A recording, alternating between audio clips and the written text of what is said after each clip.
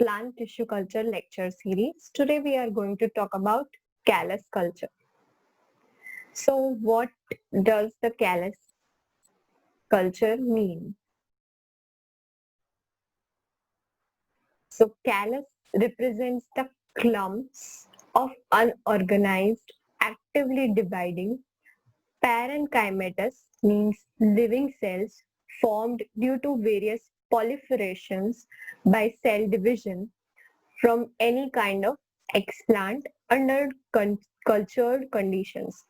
So it is a mass of cells as shown in this figure, and this is a parenchymatous mass of cells which is continuously dividing, actively dividing cells. Undifferentiated and unorganized clumps of cells is called as callus. Now, stages of callus culture. So there are two main stages of callus culture. Let us see the stages of callus culture. So first is initiation phase. Then it is subdivided into induction. Second is proliferation, which means division phase. Third is morphogenesis, in which this unorganized mass of cells convert into some specific type of cells, which is called as morphogenesis. And second stage of the callus culture is maintenance of the culture, preservation of that culture. Now we will see first stage of callus culture is initiation, and it is subdivided into induction. Induction of cell is the permanent tissue is highly dependent on high auxin content. So in this stage, auxin hormone is very high. We have to give this hormone very high. The hormone requirement in both equal auxin and cytokinin is preferred. So we know that in a culture medium, when we give equal amount of auxin and cytokinin, there is a formation of callus. While if we give only auxin to the culture medium, then there would be rooting in the plantlets. And then there is only cytokinin in the culture media, then there will be shooting in the plantlet rather than the rooting. So in the callus culture, we want both. We want an organized growth. So we add equal proportion of auxin and cytokinin in this medium. Now proliferation. Callus mass depends highly on the plant genotype. So division of the callus depends upon the genotype of the plant, origin of the plant, from which part of the plant is taken, and secondly the physiological state of that tissue.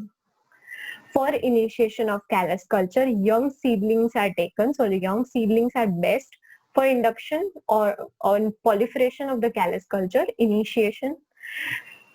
And these young seedlings are then sterilized and inoculated on a nutrient media. Generally, the media contains equal amount of auxin and cytokinin, and generally the media is MS media or any basal media, B5 media, any of the media is used. Endogenous hormone levels depend on the explant. Again, the hormone level also depends upon the type of the explant. Then after there is morphogenesis. Morphogenesis is again divided into organogenesis, where formation of organs such as root, shoot and leaves are formed. Alright. So leaves, shoot and roots are formed in organogenesis. Organ usually of different kinds like adventitious roots can also be formed in organogenesis. Then second is somatic embryogenesis, where embryo initiation and development of embryo is formed from somatic cells. So embryo is formed from somatic cells. Somatic embryogenesis is characterized by formation of bipolar structure in contrast to adventitious organogenesis. So this two process needs some different steps and different conditions. We will see this in our next lectures, what is somatic embryogenesis and how these somatic embryos are formed. There is a whole different process of somatic embryogenesis. Then maintenance of the callus culture. After callus induction, the callus is grown on a new medium. So when we get this callus, after some time it could develop root or it could develop shoot depending upon the conditions inside the culture room. And we don't want to differentiate the callus. So we will take new media and we will put this callus on the new media. This process is called as subculturing. During subculturing, the callus tissue shows sigmoidal growth curve. So it shows a sigmoidal growth pattern when the callus growth reaches stationary phase.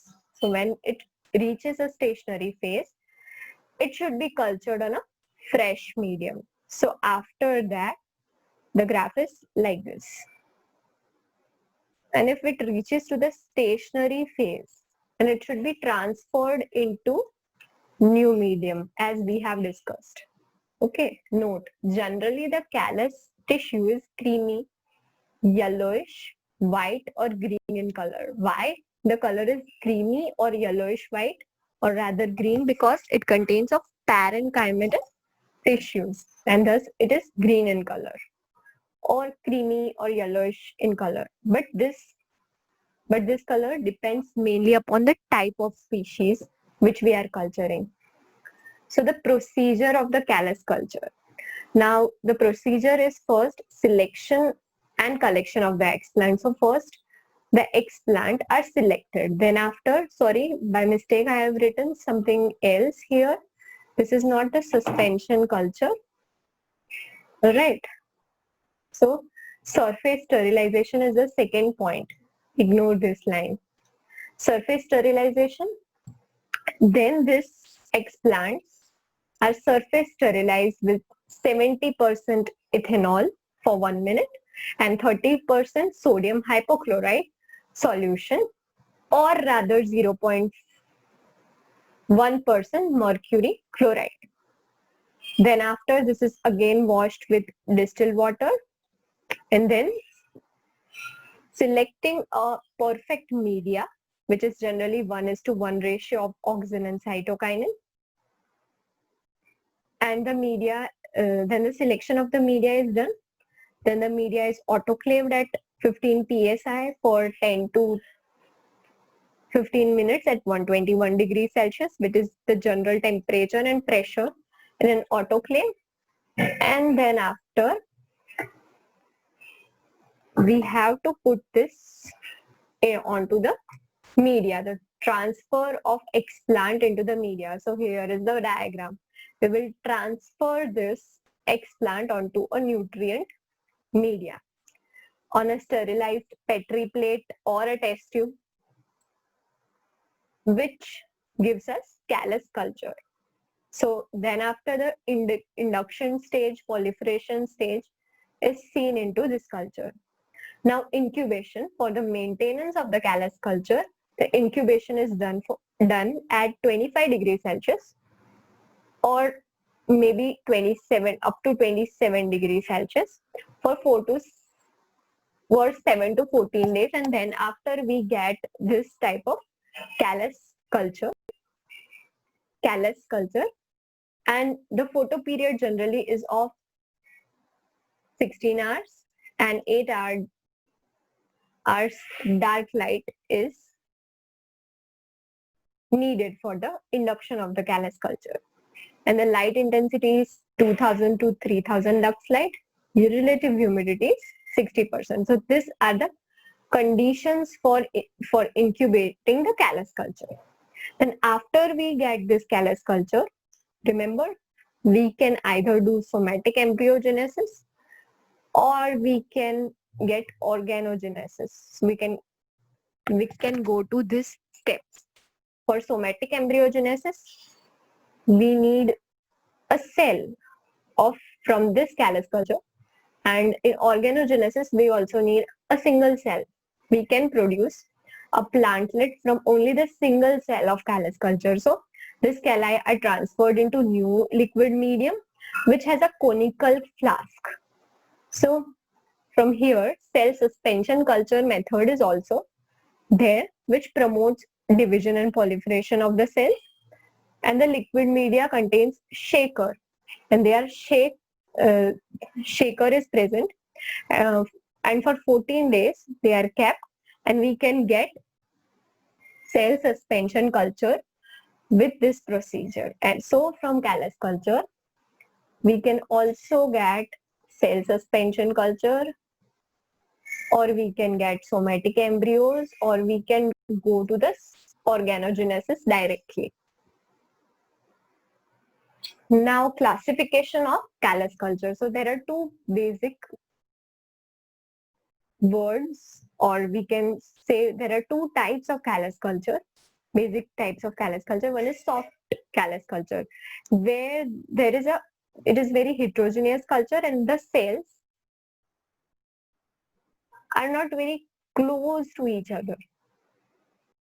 But in hard callus culture, the cells are very much closer to each other, and they have formed secondary growth, where they are giant cells, which means they are very giant, and they have undergone a secondary thickening of different tissues. Tissue deposition is there, and generally tracheate cells are present. And these cells, hard tissue culture cells, are not compact but closely packed and they are compact and very closely packed, while the soft callus culture cells are very heterogeneous and they are soft, and the space between them is also very high. Properties of callus culture. So what are the properties? We can get shoot in very early culturing. We can get shoot very easily from the callus culture. It can be maintained very well. This callus cultures can be maintained. No photosynthesis and grows in dark. So callus culture can grow in dark because no photosynthesis is required. As we know, it also needs photoperiod for 16 hours, but generally needs less photoperiod compared to other type of culture. It can be used to isolate single cells, which is cell suspension culture, stem cells like property, and thus we can find stem cells like property in the plant, which are totipotent. Now, what are the advantages of callus culture? The whole plant can be regenerated into large number from callus culture through multiplication on a nutrient and hormonal constituent in the culture media. So from a single cell, we can get a lump of cells, lumps and lumps of cells, and from then we can get plantlets. This phenomena is known as organogenesis or morphogenesis. Soma clonal variation, which means it is good for genetic variability, and callus culture is one of the methods by which soma clonal variations can be done.